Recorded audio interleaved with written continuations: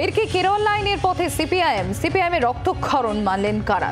কয়েক বছরে সিপিআইএম এর শক্তি বাড়েনি, বরং ক্ষয় হয়েছে, মেনে নিলেন প্রকাশ কারাট।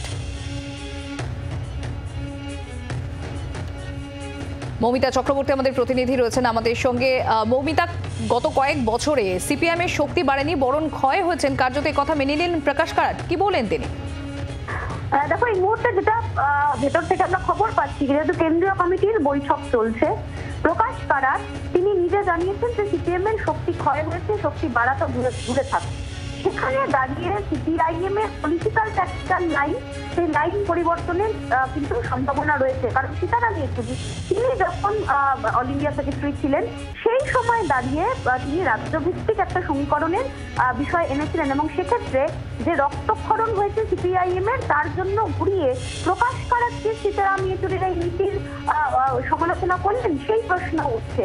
পাশাপাশি যে প্রশ্ন উঠছে যে আরএসএস এর সঙ্গে মোকাবিলা করতে হলে আগে সিপিআইএম কে স্ট্রেনথেন করতে হবে এবং অন্য দলের শক্তি বৃদ্ধি করতে হবে। সিপিআইএম শক্তিশালী হলেই আরএসএস এর সঙ্গে এই পরিস্থিতিতে মোকাবিলা করা সম্ভব। কিন্তু তারপর যে প্রশ্নটা এই মুহূর্তে বড় হয়ে দাঁড়িয়ে রয়েছে যে কংগ্রেসের সাথে সেক্ষেত্রে সমীকরণ কি হতে চলেছে। কারণ কংগ্রেসের সঙ্গে সমীকরণের বিষয় সীতারাম ইয়েচুরির একটা ভূমিকা ছিল। কেরালার নেতৃত্ব তারা কখনোই কট্টরপন্থী লাইনে চলে, তারা কখনোই কংগ্রেসের সাথে এই ধরনের রসায়ন মেনে নেননি, কারণ সেখানে তাদের কংগ্রেসের সঙ্গেই বিরোধিতা। সেক্ষেত্রে একটা ইঙ্গিত পাওয়া যাচ্ছে, সূত্র মারফত আমরা খবর পাচ্ছি যে পলিটিক্যাল ট্যাকটিক্যাল লাইন কিন্তু চেঞ্জ হওয়ার সম্ভাবনা রয়েছে।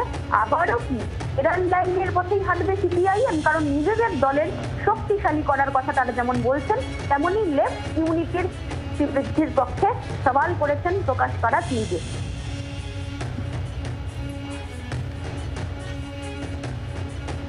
ধন্যবাদ মৌমিতা। আমরা কথা বলছিলাম, আমাদের প্রতিনিধি মৌমিতা চক্রবর্তী ছিলেন আমাদের সঙ্গে। আর এখানেই প্রশ্নটা উঠে যাচ্ছে, তাহলে ফের কি কেরল লাইনের পথে সিপিআইএম এর রক্তক্ষরণ? এমনই মানলেন প্রকাশ কারাট। কয়েক বছরে সিপিআইএম এর শক্তি বাড়েনি, বরং ক্ষয় হয়েছে, মেনে নিলেন তিনি। আরএসএস এর মোকাবিলা করতে চাইলে সিপিআইএম কে শক্তিশালী করতেই হবে, বাম বিকল্পের শক্তি বৃদ্ধির বার্তা কারাটে। সূত্রে খবর, কংগ্রেসের সঙ্গে সম্পর্কে বিরোধিতা কেরলের নেতাদের, সিপিআইএম এর রাজনৈতিক লাইন বদলের সম্ভাবনা, নিজেদের শক্তি বৃদ্ধি মূল লক্ষ্য সিপিআইএম এর। পরোক্ষে সীতারাম ইয়েচুরির আমলকেই দায়ী করলেন কি কট্টরপন্থী প্রকাশ কারাট? এখন এই প্রশ্নই উঠে যাচ্ছে।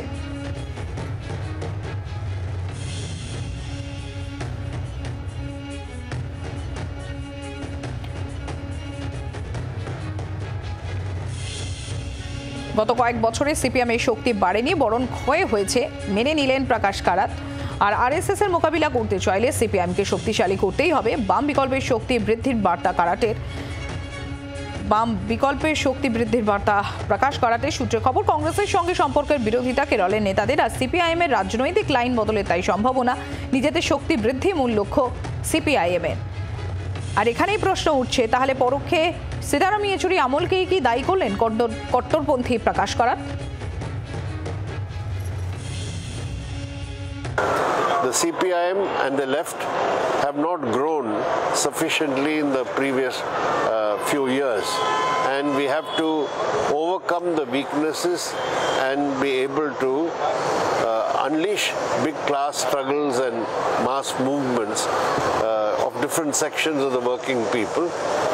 At the same time, carry on the ideological fight against the RSS's Hindutva ideology, and also in the present world situation. বাংলার আওয়াজ, বাঙালির আবেগ, জি 24 ঘন্টা।